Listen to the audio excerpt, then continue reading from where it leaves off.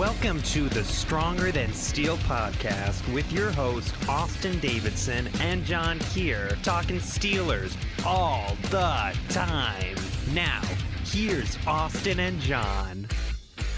Hello and welcome back to the Stronger Than Steel podcast. My name is John Keir, and joining me as always is my co-host, Austin Davidson.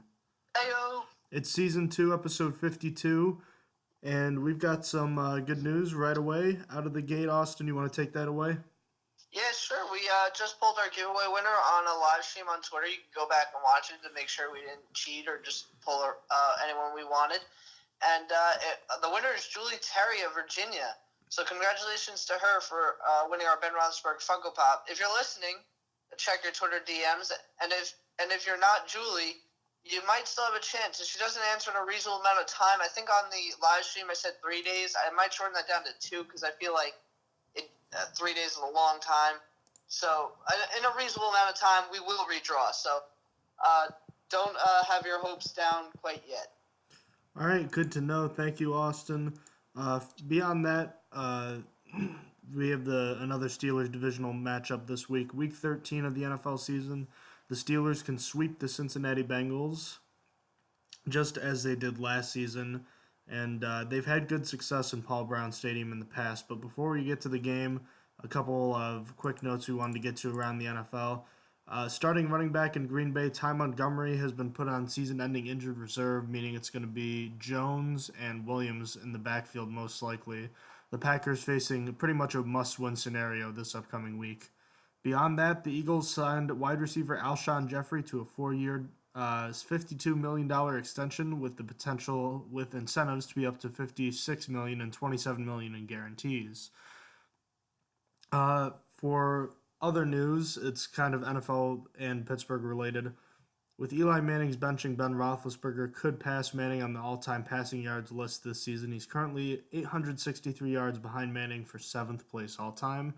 And let's start with probably the biggest pregame news that we've seen, Austin, is that Antonio Brown is questionable with a toe injury.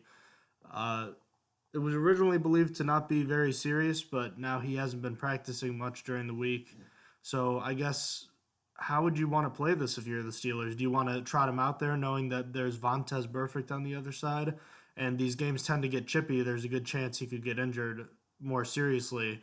Or do you think it's something as simple as it's a divisional game, it's a game you have to have? The injury led him to not practice 2 days in a row, right?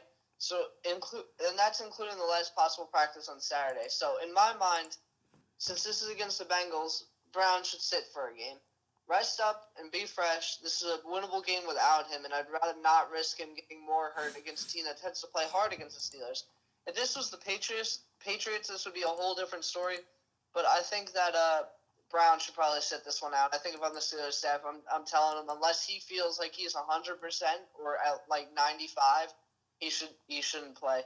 But what do you think? I think you can't be afraid of Vontaze Burfict. I know it's hard to not be, but I think if Brown is healthy enough to play, he can and should play. Of course you're concerned about injury, but you're concerned about injury whenever you play. I don't think that playing the Bengals is going to make that big of a difference, and I think Brown can really help the Steelers, especially he's so much better when Ben Roethlisberger throws to him on the road. Not in the sense that he'll always get what he's looking for from Brown, but the fact is that Brown produces more than any other receiver on the team, obviously, and that's clearly the case on the road. So I think it'd be very big to have Brown in the lineup this upcoming week. Beyond that, 2 Steelers have been ruled out. Cornerback Joe Hayden with the fibula injury, and Vance McDonald, the tight end, missing another game with an ankle injury. He looked like he was putting some nice things together, Austin, but it's been a tough few weeks for him. It's really bad because if I remember correctly, that game he got hurt, he came back a few plays later, and then just now he's been out. Then since then, it's just that's so odd to me that he came back in. I mean, I guess it was like at the time. He did play in the Colts game. Remember that? Oh, okay. All right. You're right. Huh. Still weird. Yeah, he was a very important piece in the Steelers' win over the Bengals in the first matchup. someone who is very good as a run blocker, and the Steelers' rushing attack simply has not been as good without him in the lineup. So not having him is a problem. And then Mike Mitchell is doubtful with an ankle injury. Looks like he just re-aggravated it last week. And on the Bengals side, Michael Johnson, the defensive end, is questionable with the back injury. Linebackers Vincent Ray, Nick Vigil, and safety Sean Williams are all out with respective injuries. Two of those guys are starters, and I believe Ray is a backup linebacker, correct? Yeah. So they have some injuries as well. So we already looked at the history between these two franchises, but as of right now, it's Pittsburgh with a 61-35 advantage. The last result being the Steelers' 29-14 win in Week 7. The Steelers now have a 5-game winning streak in the series with a 2-0 postseason record. And a fun fact, Ben Roethlisberger is 13-2 all-time in Paul Brown Stadium with those games. The Steelers have outscored the Bengals 384-259 over those 15 games. That's an average of 25.6 points for the Steelers per game and 17.3 against when they're facing the Bengals. So just a couple of tidbits there. Beyond that, Austin, it's kind of hard to judge the Bengals defense. They had a really low points per game average when the Steelers played them earlier in the year, and that's inflated it a bit, but they still have some pretty solid defensive numbers, but their rushing defense has been suspect. So what do you attack here for the Steelers? I would attack the rush. Their rush defense, I apologize. It is quite clear that where they have a hole, and it is in rush defense. They rank 28th.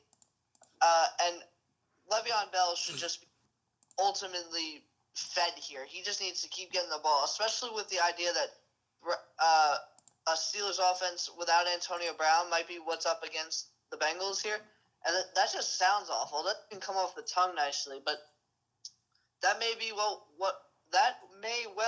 happens this Sunday.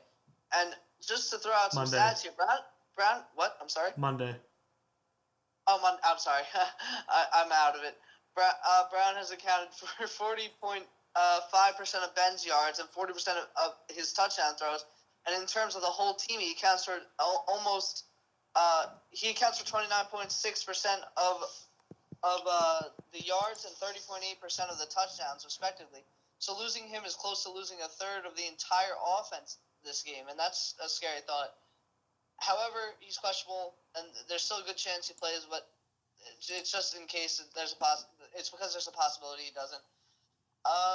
Regardless if he plays or not, other receivers will need to step up this game. The return of Juju is a step in the right direction. However, Brian and even Rodgers, when he comes in, will have to play better to lower Brown's snap count a bit if he plays. Again, if he doesn't, they will both need to largely improve, as Brian's 3 catches for 40 yards won't get it done with Brown out, as well as Rodgers' 3 drops. Moving on to the rest of the offense, Ben will need to attack the Bengals where they are weak when he throws. With Nick Vigil and... Hello? Hello? Hello? Did it cut out? Yeah, we lost you there for a little bit. I apologize. I'll backtrack like three sentences. I'm sorry. Let's see. Moving on. Okay, I'm sorry. The Bengals will start a rookie linebacker, as I said. It's a big downgrade from Vigil. It's been great this season. So this gives a chance for tight ends or even outside receivers on short crossing routes to beat out a linebacker, and maybe even Bell to break a few more tackles on that side. Speaking of Bell, the last time he versed Cincinnati, he became a father to Drake Kirkpatrick, who hasn't forgotten that stiff arm and will be seeking revenge. But I think Bell is set to do well here. As I said, he needs to be fed here.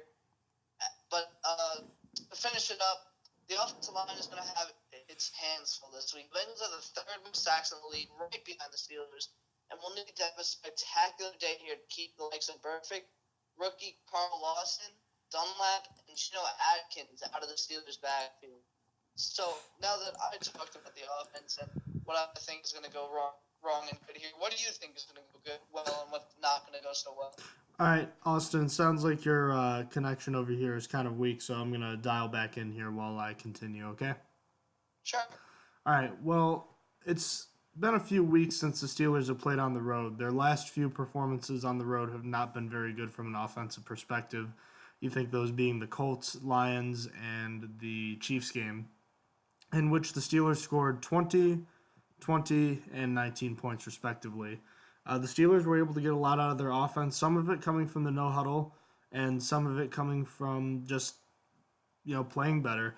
But the offense kept clicking, and the Steelers are going to hope that that's a trend that continues. And even though the no huddle is going to be a little bit tougher to get to on the road, the Bengals' forte on defense is the ability to take away the deep ball by playing those two high safeties over, and that means that the Steelers are going to have some open room in the middle to attack with the passing game.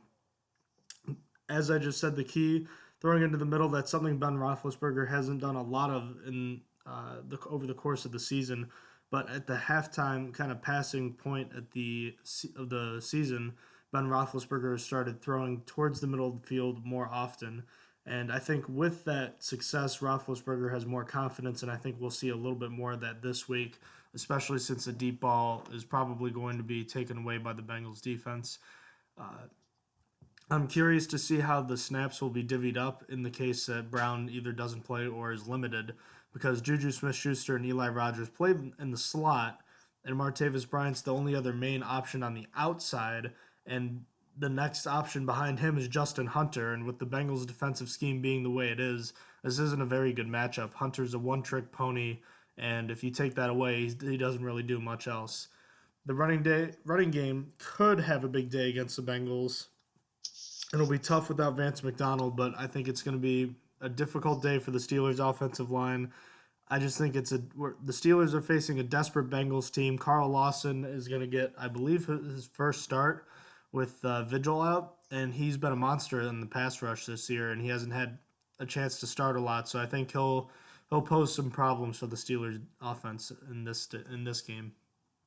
On the other side of the ball, the Steelers' defense has displayed some troubling trends, Austin, but maybe facing Andy Dalton in prime time could be the cure for this defense.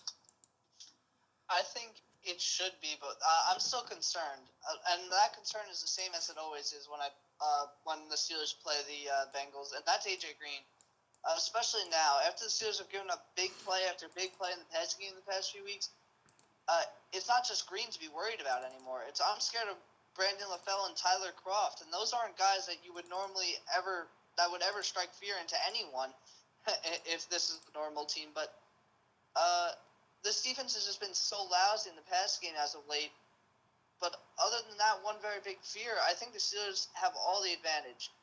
Sure, Steelers will more than likely be without Mike Mitchell, but I think that won't really make a difference. I have accounted for Mitchell and Golden whiffing tackles, and I just expect Golden to miss a tackle or two in this game, or maybe even more. So it's not really much of a difference for me.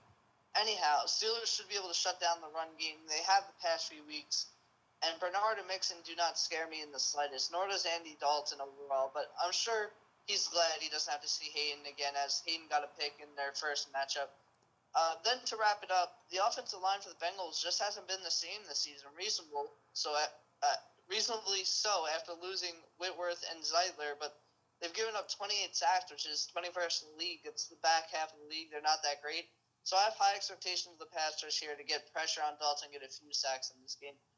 So what do you see coming into this game from the defense? Is this going to be a hard matchup? This is going to be a good matchup? Well, history has been on the Steelers' side in Paul Brown Stadium as of late. The Steelers routinely beating the Bengals there. But the recent bad trends displayed by the defense, giving up big pass plays and getting torched by quarterbacks, has me concerned. Andy Dalton has put together a quietly good season, and the Bengals typically struggle on prime time, and the Steelers and Ben Roethlisberger thrive. But it feels different this time. Maybe it's not having Antonio Brown that'll be the difference, but I'm just really concerned about the defense, and I'm concerned about AJ Green, as you mentioned. I'm concerned about either an injured Mike Mitchell or Robert Golden back there. Even if those plays are kind of counted in, I'm more comfortable with Mike Mitchell having to go up against AJ Green since he's done it before, and Rob Golden hasn't done that as much. And this will be the first time that AJ Green has gone up against the Steelers this year without Joe Hayden. and Hayden was able to kind of lock down his end of the field. So now you have to worry about Artie Burns on one side and his mental mistakes, and on the other side you have Cody Sensabaugh, who's been pretty good, but he's given up a few big plays, more than he should have so far, and obviously the tackling has been a trend for the Steelers defense the past few weeks. Adding to the fact that Joe Mixon had his best game as a pro last week, going for 114 on the ground and the touchdown, Mixon showed that he could carry the load. And the last time the Steelers defense really did struggle against the rushing attack was when they gave up a couple big plays to Mixon earlier in the year. The Bengals completely abandoned the run in the second half after the Steelers took an early lead. And with the Bengals likely being in this game for a longer period of time, I'd have to think the running game will be featured more, and that's something that doesn't bode well for the Steelers defense. On special teams, Austin, I'll jump right into it. There's not too much going on the Bengals side. Randy Bullock's been solid when it's inside 50 yards. Alex Erickson has been okay on returns, averaging 7 yards a punt return. And Kevin Huber's been one of the best punters in the NFL, averaging 47 yards a punt. And he has a ton down inside the 20, just 3 touchbacks on the year. What do you got from the Steelers end? Not much. I just want to see Martavis Bryant on punt returns to get a bigger sample size. We obviously saw that really good kickoff return at the beginning of the game last game. That was really the only one we saw. I want a bigger sample size, be able to see what Martavis Bryant is actually like returning kickoffs and such. So that's all I have to say. Alrighty. What's one key for the Steelers offense to move the ball and score against the Bengals? It's that people that haven't really stepped up early on need to step up. Rodgers, Grimble, James, and Bryant all need to contribute here more than they have to take some pressure off of Bell and Brown in this game. It's been Bell and Brown for the past 2 seasons, probably past 3 seasons. I apologize. Maybe not Bell, because Bell's been injured, but it's been the killer bees, and someone other than that needs to step up early on so that the Bengals respect all over the field, not just the Bell and Browns of the world. So what is your key to the offense? Keep the pocket protected. This has been a good season for the offensive line and pass protection, but they'll be facing Geno Atkins, Carl Lawson, Michael Johnson, and Carlos Dunlap. This is a desperate Bengals team. They know that they have to win this week to have a chance of making the playoffs, and I suspect their pass rushers are going to be at their best. And Ben Roethlisberger without the no-huddle and on the road just that's not a good equation, and it's even worse when he gets pressure on the road, and I think the Bengals are going to be able to get a good amount of that. So protecting him is the key. On the other side, Austin, what's the key for the Steelers defense to not let A.J. Green and Andy Dalton beat them? Don't give up the long touchdown. Make them work down the field and fight for yards instead of giving up those go-ahead 40-plus yard touchdowns. That's all I ask. It's basically what's been the problem with the world, the whole entire Steelers defense the past few games. So what is your defensive key? All right. Mine is to don't let the Bengals run on you. Andy Dalton struggled mightily once the Bengals abandoned the running game back in October, and without the threat of a rushing attack, the Steelers' pass rush overwhelmed the weak Bengals offensive line. If Joe Mixon and the Bengals running game is allowed to control the tempo, the Steelers' offense is going to have to likely outperform its recent history for the Steelers to have a chance. And furthermore, not being able to stop the run just makes it easier for A.J. Green to break loose in the secondary. Austin, what's your did we go over your offensive key yet? I did. Okay. I'm sorry. I'm really fuzzy here. I'm tired. What about on offense? One player that's got to be a difference maker on Monday. Martavis Bryant, the definition of a man who needs to be a difference maker. We've been waiting, and I'm not even asking for much. If he could just get over 60 yards this game, he would be a real difference maker here. He needs to do better than 40 yards, in my opinion. I think he really needs to just do at least a bit more than that.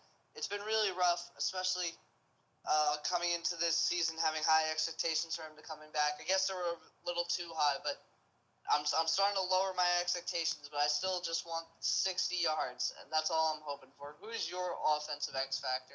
Mine is Jesse James, and with Antonio Brown potentially missing this game, you could imagine that Juju Smith-Schuster is going to be the key in the passing game for the Bengals. And Vance McDonald set to miss another game. That means that this is an important game for Jesse James. He's going to have a huge role in both the passing and rushing attack. The Steelers have had success running against the Bengals earlier in the year with a big front, with a healthy Vance McDonald. Now that he's going to miss this game, James is going to have to do something he hasn't done very well over his Pittsburgh career, and that's block well consistently. Furthermore, the middle of the field's going to be open, and as I mentioned with Juju, he's going to be covered. You're not too sure about what Eli Rogers can do for you.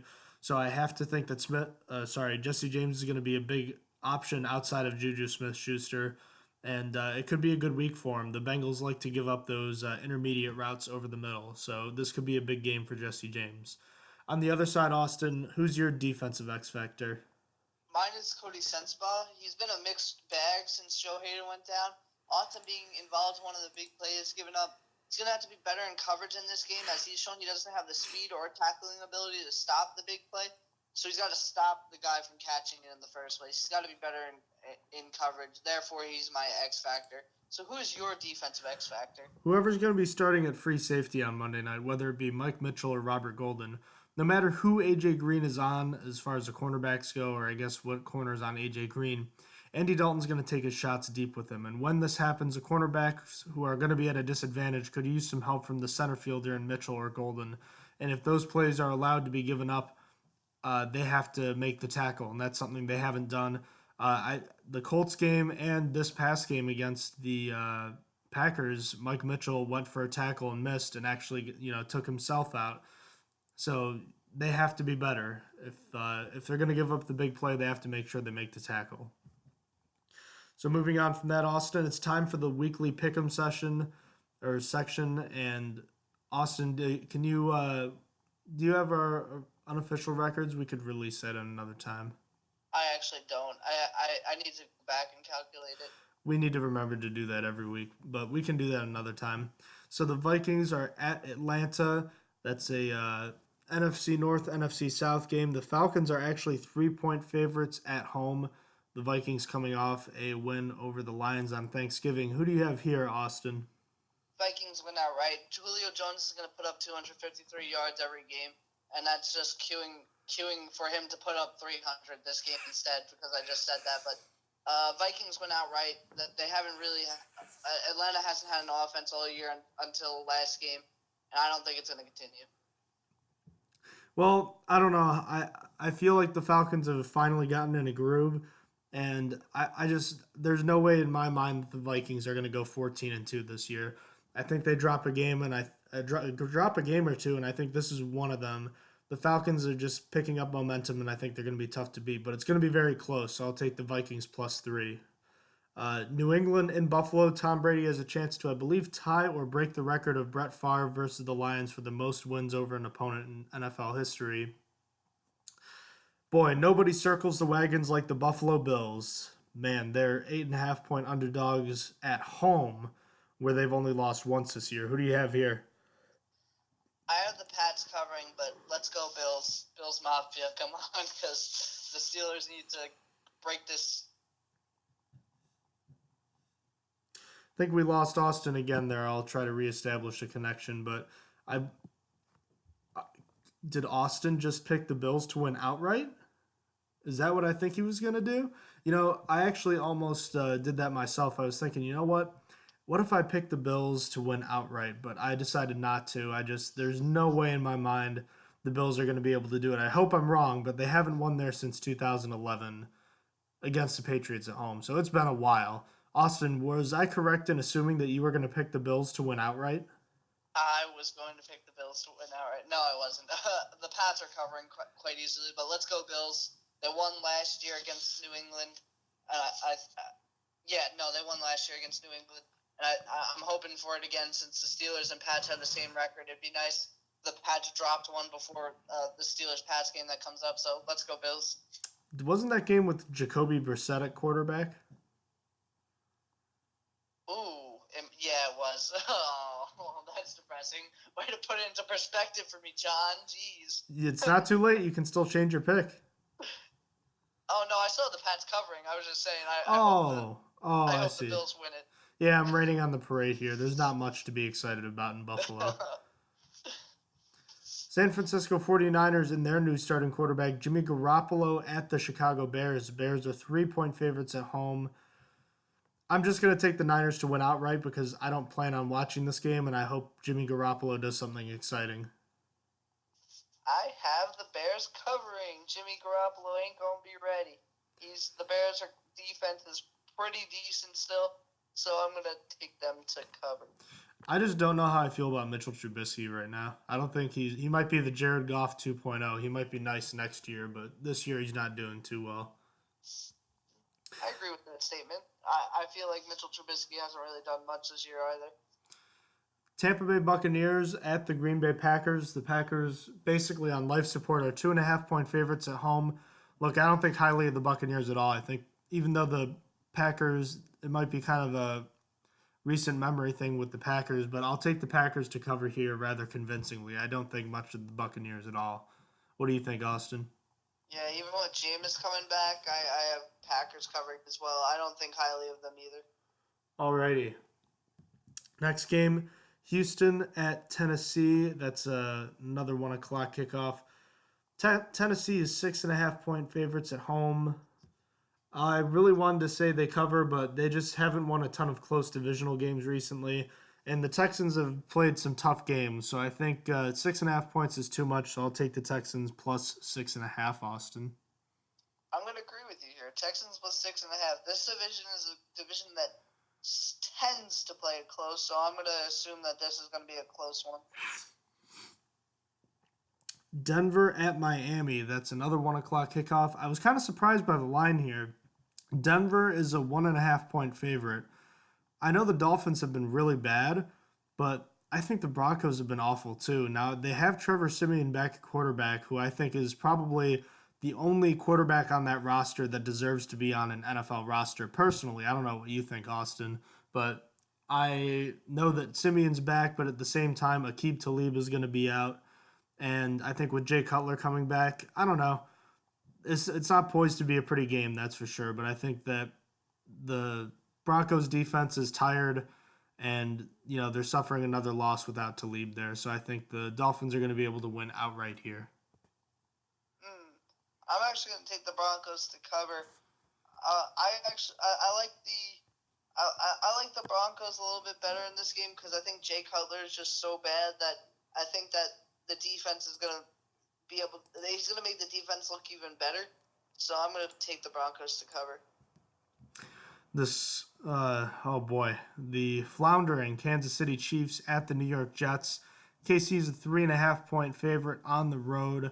I was tempted to go Jets plus 3.5 here, but as bad as the Chiefs have played, I think they're better than the way they've played the last month, and I thought they were worse than they actually were in the first month. So I think they're somewhere in between the polar opposites of good and bad they've had this year. But that being said, I'll take the Chiefs to cover, Austin. I'm going to agree. The Chiefs need this win. I think they're really going to try their hardest because if they lose this, the Chargers, as we'll get to, are playing the Browns. If the Chargers win, they're tied for the top of the division, and I think the Chiefs are going to have to play hard in this game. I think they have that in mind, so Chiefs cover. Indianapolis Colts at the Jacksonville Jaguars. It's a large line, 9.5 points for the Jags. They sacked Jacoby Brissett and the Colts, or actually that might have just still been Scott Tolzien at the time. But 10 sacks for the Colts, who have given up more sacks in the league than anybody else. Jacksonville having sacked the opposing quarterback more than anyone else. It's setting up to be a potential blowout. And I think Leonard Fournette's going to get going in this one. And even if he's not, the Jaguars have shown they can run the ball without him. Blake Bortles was disappointing last week, but I think this defense is good enough against a completely overmatched offensive line to be enough for the win. So I'll take the Jaguars to cover. I'm actually going to take the Colts plus 9.5. Only because of how bad the Jaguars performed last week, that they were lost to Arizona, Blaine Gabbert, led by, wow, I can't speak, the Cardinals, led by Blaine Gabbert. That was hard to get out. I think that the Colts keep it closer than the spread. Detroit Lions at Baltimore Ravens. The Ravens, 3-point favorites at home. Look, the Ravens have put up some impressive defensive numbers the past few weeks, but they haven't played a good quarterback yet. And Matthew Stafford's a good quarterback. He was a little off last week, but he's one of the best around, and I think that he's going to tear apart this Ravens defense, and the Lions are going to win outright. I'm going to take the Lions +3. I think Baltimore's defense is going to be too much for them, so Lions +3. The Browns at the LA Chargers, a rematch from last year's only win for the Cleveland Browns. You can expect the Chargers are going to be ready for this one. They're 14-point favorites, but I think they're going to be kind of angry about last year, and they'll put a whooping on the Browns, who are completely helpless, even with Josh Gordon coming back. I sure hope so. I have Phillip Rivers and Melvin Gordon on my team, but still, I have the Browns +14 anyway. I think that the spread was a little too big, and I think that the Browns are going to get their win eventually. And I think it might come almost here, but not here. So, well, how many more games? The Browns only have 5 games left. Who are they going to beat? You know what? Browns win outright. I'm changing it right now to Browns win outright because this is the game. It's happening again. Chargers are going to let it happen again. At Chargers, then home against Green Bay. That's a potential win. Home against Baltimore. Nope. At Chicago. Maybe. Possibly. I have the Browns winning out right here. It's happening. Look it now. This is going to be the biggest upset of the year. Oh, boy. Well, until they actually play a game in which they win, I'm kind of done trying to believe that I'll pick them. Giants at Oakland Raiders. Raiders are 8-point favorites at home. Geno Smith is the starting quarterback. If Eli Manning was, I'd probably go Giants +8, but Geno Smith is starting, so the Raiders are going to cover this 100 times out of 100. Yeah, Raiders cover. This is going to be ridiculous, this game. This game is going to get so much scrutiny. Geno Smith might have like a decent game, and it's still going to be scrutinized super hard. Yeah, not good times for the New York Giants right now. Carolina Panthers at New Orleans Saints. That's a good NFC South matchup. The Saints are 4.5-point favorites at home. I felt like the Panthers were going to win this one outright, but I just love the Saints in the Dome. I think they'll win this game, but it'll be close. So Carolina +4.5. I have the Saints covering. I think Carolina isn't really that good. I don't think highly of them, even though their record says otherwise. I have Saints covering. LA Rams at the Arizona Cardinals. Rams are 7-point favorites on the road, and the Cardinals coming off an impressive win over the Jacksonville Jaguars with Blaine Gabbert at quarterback. It's tough. The Cardinals are a better team than people give them credit for, but they just don't have a running game, and I just love the way Jared Goff has played this year. So give me the Rams to cover this one. I am riding the Blaine Gabbert train to mediocre and mediocrity. Mediocrity. There we go. I can't speak tonight, obviously. I have the Cardinals +7. I'm not riding his train to victory, only to mediocrity. I think he can keep it close. I actually bought a Blaine Gabbert Jaguars jersey for $5 a couple of years ago. It's hanging up in my closet. You know what? I'll take it though. Philadelphia Eagles at the Seattle Seahawks. Jersey? What's up? It's real NFL jersey? I feel like I can't really hear you that well, Austin. Can you speak one more time? I'm sorry. It's a real NFL jersey? Real NFL? Yeah. We're going to have to reconnect again. It is a real NFL jersey. I found it at Goodwill for just $5, and it was definitely worth it, I'd say, even though I'm not a huge Blaine Gabbert or Jags fan at all. But it was definitely worth it in my mind. So the Eagles at the Seahawks on Sunday night. When was the last time Seattle was, home and they were 5.5-point underdogs? I have no clue. I honestly couldn't tell you. It's definitely been a long time, but the Eagles are flying high, and this will be a really tough game, a really close game. A lot of people have the Seahawks managing to win this game, and I could see that, but I'm going to actually take the Seahawks +5.5. I think Carson Wentz will get just enough done for the Eagles to pull out another win. I have the Eagles covering here. If the final score is 20 more points than the Seahawks, the Eagles are only the 5th team to win 5 consecutive games where they beat their opponent by 20+ points. It's only happened 5 times. The last time it happened, I believe, was the 1999 Rams, who who went on to win the Super Bowl, I believe. Yep. Okay, there we go. Yeah. So the Eagles are looking to set be amongst the NFL's greats here and win by 20-plus points. I don't think that's going to happen, but I do have them covering. Alrighty, Austin, it's on to the final game of the week, but first let's get some bold predictions. I'll start with mine. I think the Steelers are going to really struggle to protect Ben Roethlisberger. This is a desperate Bengals team, and they're going to have to get after them this week.